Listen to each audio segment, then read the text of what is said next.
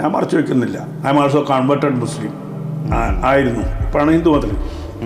ഞാൻ ശരിക്കും പറഞ്ഞത് എൻ്റെ ധർമ്മത്തേക്ക് തിരിച്ചു വരികയത് എൻ്റെ പൂർവികരെ ടിപ്പുവിൻ്റെ കാലഘട്ടത്തിലാണ് മതം മാറ്റിയെന്നുള്ളത് എൻ്റെ അറിവ്. പഴശ്ശിരാജ ഉണ്ടായിരുന്നില്ലെങ്കിൽ ഒരു പക്ഷേ മലബാറിൽ ആർക്കും തുമ്പുണ്ടാവില്ലായിരുന്നു. ഞാൻ അങ്ങനെ വിശ്വസിക്കുന്ന ആളാണ്. കാരണം ഇവിടെ ഇസ്ലാമിക ഭരണം വന്നല്ലേ, നമ്മളെന്തിനാണ് നിഷേധിക്കുന്നത്? ടിപ്പു സുൽത്താൻ ഇസ്ലാമിക ഭരണം കൊണ്ടുവന്നു. ആ ഇസ്ലാമിക ഭരണം ബ്രിട്ടീഷുകാർ അവസാനിപ്പിച്ചു. ആ അവസാനിപ്പിച്ചതിനുള്ള ദേഷ്യം മാപ്പിളമാർക്ക് ബ്രിട്ടീഷുകാരോടുണ്ടായി. ഇവർ പിടിച്ചെടുത്ത സമ്പത്തൊക്കെ ബ്രിട്ടീഷുകാർ വന്നപ്പോൾ നായന്മാരും ബ്രാഹ്മണന്മാരും അല്ലെങ്കിൽ നമ്പൂരിമാരും ഒക്കെ തിരിച്ചു വന്നു.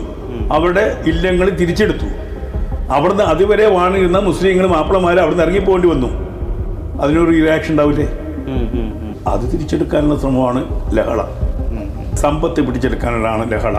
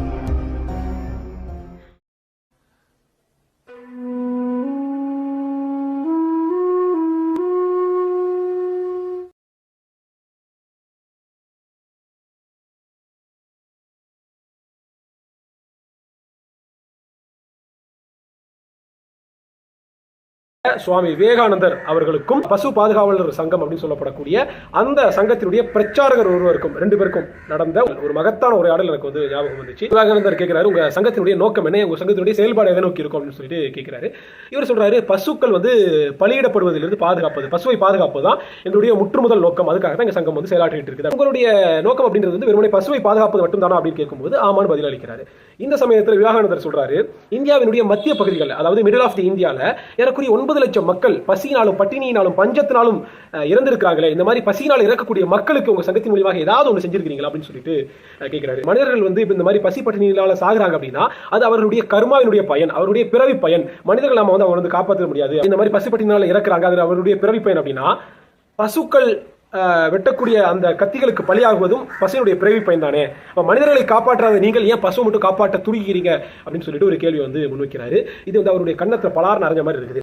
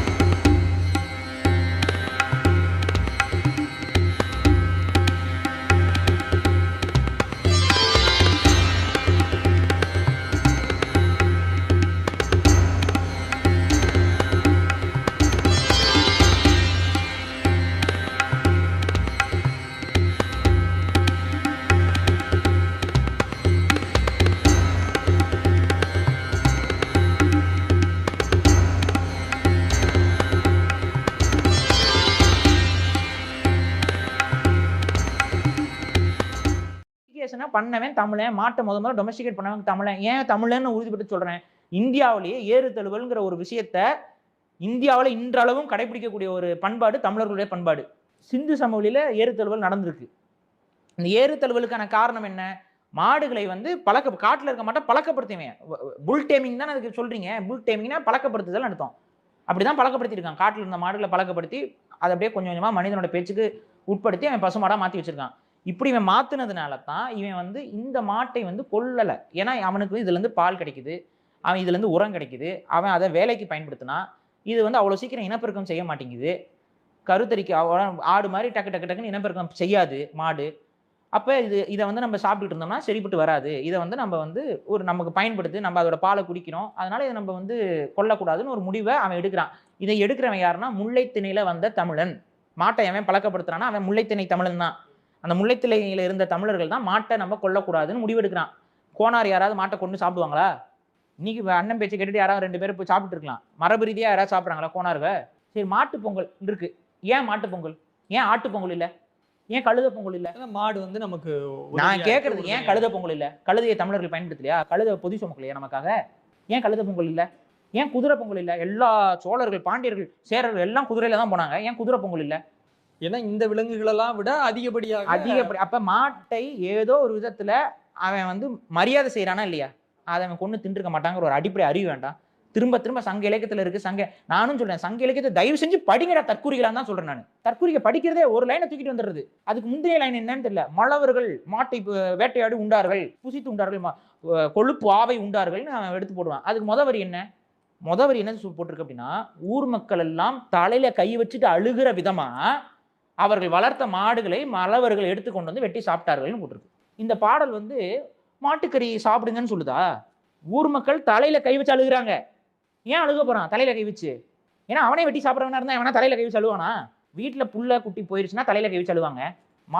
மழவர்கள் யாருன்னு முதல்ல பார்க்கணும். மழவர்கள் வந்து குறிஞ்சி திணை மக்கள். நான் தெளிவா சொல்றேன், முல்லை திணை மக்களும் மருத திணை மக்களும் தான் மாட்டை வந்து கொல்லக்கூடாதுங்கிற ஒரு கோட்பாட்டை கொண்டவர்கள். குறிஞ்சி திணையில் இருந்த மழவர்களுக்கு அது கிடையாது. ஏன்னா அவன் காட்டில் இருக்க மாட்டை வேட்டையாடி சாப்பிட்றவன். அப்போ அவன் என்ன பண்ணுறான்? அவன் வந்து அவனை பொறுத்த வரைக்கும் வந்துட்டு பசுமாடு இதெல்லாம் அவனுக்கு அந்த எந்த கன்சர்ன் கிடையாது. அவனுக்கு அதில் பயனே இல்லை. அவன் வந்தானா எல்லாமே மீட்டு தான் அவனை பொறுத்த வரைக்கும். அதனால அவன் வரும்போது அவன் கடத்திட்டு போய் கொண்டு சாப்பிட்றான். ஆனால் அதில் பாதிப்புக்குள்ளாகிறவங்க யாரு? முல்லை திணையில் இருந்த மக்கள் பாதிப்புக்குள்ளாயிருக்காங்க. இந்த இதை எடுத்துட்டு காரணம் எடுத்துட்டு இது பாருங்க, மழவர்கள் சாப்பிட்ருக்காங்க பாருங்க. அந்த மழவனும் விவசாயத்துக்கு மாறினான். அந்த மழவர்களும் விவசாயத்துக்கு மாறினான். அந்த மழவர்கள் எந்த குடி, நான் எந்த குடின்னு போய் தயவு செஞ்சு ஆய்வு பண்ணுடா. கும்பிட்டேன், போய் ஆய்வு பண்ணு. மழவர்கள் எந்தெந்த அரசர்களோட தொடர்புடையவர்களா? அது ப்ரமோஷன் ஒர்க்கு. மாட்டுக்கறி எவ்வளோ டேஸ்ட்டாக இருக்கும் தெரியுமா? நீங்கள் ப்ரமோட் பண்ணீங்கன்னா ப்ரமோஷன் ஒர்க்கு. இந்த ப்ரமோஷன் ஒர்க்கை நீங்கள் பன்னிக்கறிக்கு சேர்த்து பண்ணுங்களேன் பார்ப்போம். சொல்லுங்க, ஏன் பண்ண மாட்டாங்க? நீங்கள் இருங்க சொல்கிறேன். அதாவது மாட்டுக்கறிக்கு நீங்கள் என்ன சொல்கிறீங்க? வீட்டுக்கு தெரியாமல் கூட மாட்டுக்கறி வந்து சாப்பிடு, உடம்புக்கு நல்லதுங்கிறீங்க. பன்னிக்கறிக்கும் வெயிலாக அடிக்குது, சென்னையில் ஓவர் ஹீட்டாக இருக்குது, பன்னிக்கறி சாப்பிட்டா குளிர்ச்சி. அதனால அண்ணன் சொல்கிறேன், வீட்டில் வந்து பன்னிக்கறி சாப்பிட வேணாம்லாம் சொல்கிறோம்னா பயிற்சி கேட்காத. வீட்டுக்கு தெரியாமல் வந்து பன்னிக்கறி சாப்பிடு அப்படின்னு அண்ணன் சொல்லிடுவாரா? ஏன் சொன்னால் ஒட்டுமொத்த இஸ்லாமியர்களும் கோவப்படுவாங்க. ஏன்னா அது அவங்க பண்பாடு. அவங்க கோவப்படுவாங்கன்னு இதை சொல்ல மாட்டாரு, அவங்கள குளிர்விக்கணும்னு அதை சொல்றாருங்கிறது உங்க ஸ்டாண்ட். அதுதான் சொல்றேன். அவங்க தேசியம் கிடையாதுங்கிற நான். அவ்வளவுதான். இது வந்து ஒரு அபத்த அரசியல். இந்த அபத்தத்தை தொடர்ச்சியா நீங்க பண்ணிட்டு இருக்கீங்க மேடைக்கு மேடை.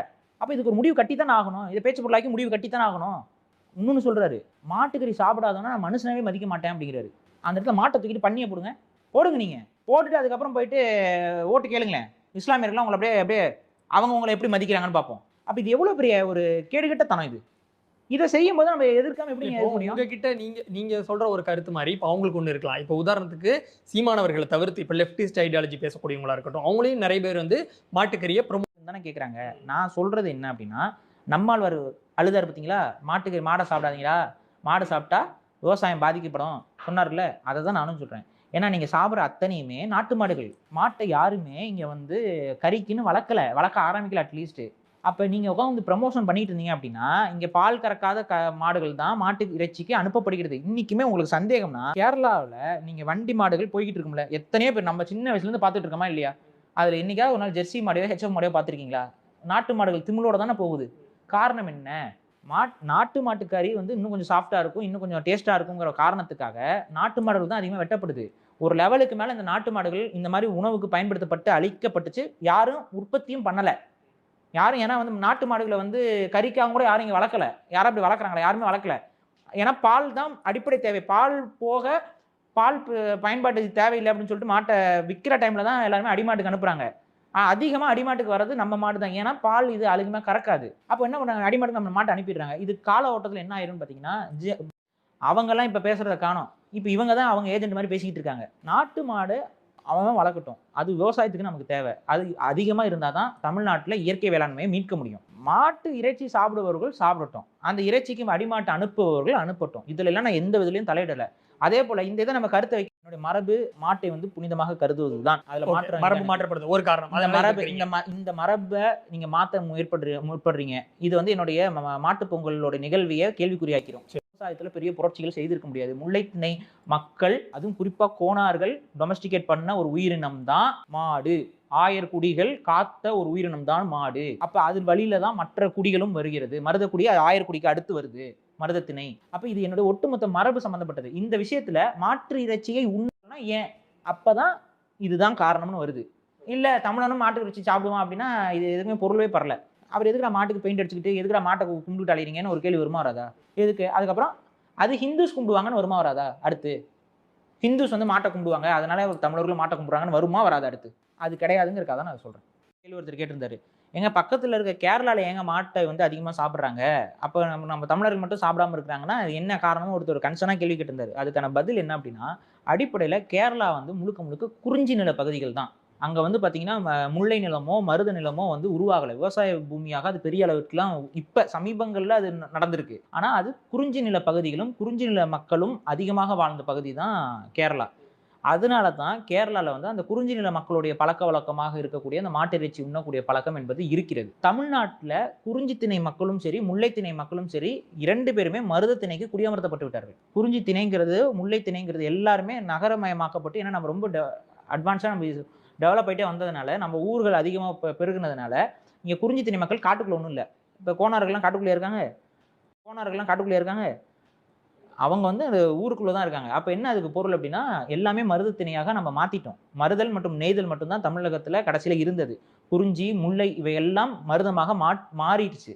அதனால மருத திணையோட கோட்பாடு என்பது அந்த மாட்டை வந்து ஒரு புனிதமாக கருதுவது, அந்த மாட்டை வந்து வெட்டாமல் இருக்கிறது, அந்த மாட்டுக்கு மரியாதை செய்வது, புதைப்பது. மாடு இறந்துச்சுன்னா புதைப்பாங்க.